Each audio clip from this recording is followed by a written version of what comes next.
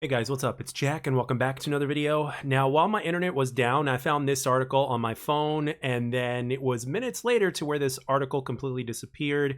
And now that I have my internet back again and everything is uploading and it's business as usual, I went back to my Twitter profile and it appears that this article is back up again. So let's talk about it because I wanted to make a video, I just couldn't then. So let's get into it, and it is titled Ubisoft appears to confirm rumors that XDefiant is struggling, says it was behind expectations for the game. So it says down here, Ubisoft CEO Yves Guillemot appears to confirm rumors that the company's free-to-play shooter XDefiant is struggling by confirming it was behind expectations.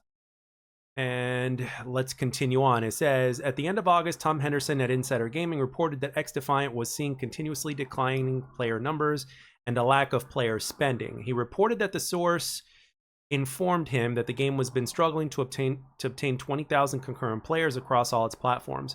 Another source shared that they, Ubisoft, would probably be happy with that number. This suggests that the concurrent player count are much lower than 20,000. In fact, Henderson also shared that if the game does not turn things around by Season 3, it risks losing its much-needed post-launch support.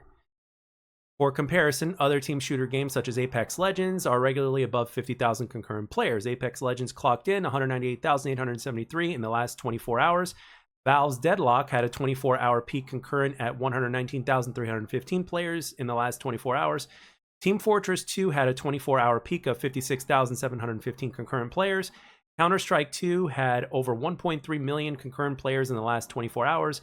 PUBG Battlegrounds had a concurrent player peak at 681,189. Call of Duty had 74,599 peak concurrent players in the last 24 hours.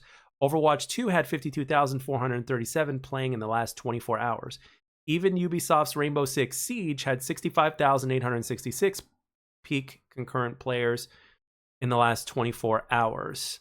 While the exact numbers were not confirmed by Ubisoft CEO Yves Guillemot, did admit that the reason the company lowered its second quarter revenue expectations 30% from 500 million euros to 350 to 370 million euros was due to soft sales for Star Wars Outlaws and XDefiant.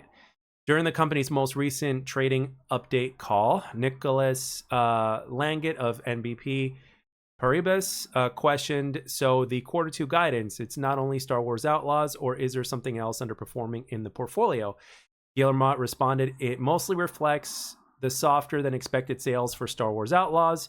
We also had behind expectations for XDefiant, which we will give you a bit more detail at the end of October. So this is a drastic shift in tone for Ubisoft and Guillemot. Back during the company's first quarter sales, reported that he touted the game's success and launched its preseason on May 21st. He said at the time the quarter notably saw the launch of XDefiant. That is off to an encouraging start as we continue to grow the audience at a steady pace and plan a quarterly roadmap of content that will allow us to firmly establish the game over time. The report also shared that the game top viewership chart acquired more than 10 million players within its first 2 weeks, with players praising the thrilling, fast-paced gameplay and the map variety. It also declared the game outperformed expectations thanks to the acquisition of strong average revenue per session day. Henderson claimed that the game had over 1 million unique players in its first 2.5 hours and over 8 million in its first week. What do you think of Guillemot admitting that XDefiant is behind expectations for Ubisoft? And that pretty much concludes this entire article. So guys, truth be told, again, I always walk the 50-yard line, but so far, it definitely appears that XDefiant is definitely not out of the woods yet, and we still have a ways to go. And again, until we get even more concrete evidence, we're pretty much on thin ice until Season 3 or after Season 3 releases. And if that fails to meet expectations, we're going to be in a rough spot, and then we'll know.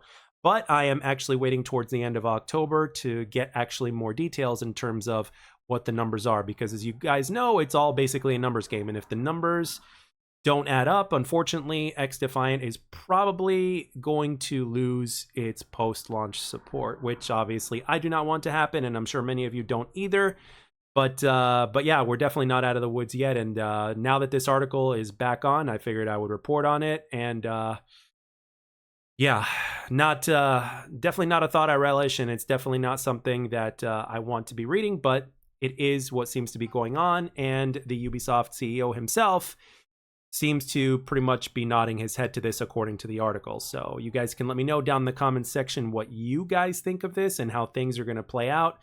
And yeah, I guess we will know. Actually, you know what? Why don't I take a little bit of... Let me see something here real quick. The most recent trading update call. Yeah, let's click on this and see what we get. Yeah, what do we get? What do we get? Okay, it does not give me anything. So, but yeah, yeah, this is what's going on right now. So let me know everything that you guys think down in the comment section. And as always, I'd like to thank everybody for taking the time to watch and or listen. Hope you enjoyed it, and I'll catch you guys on the next one.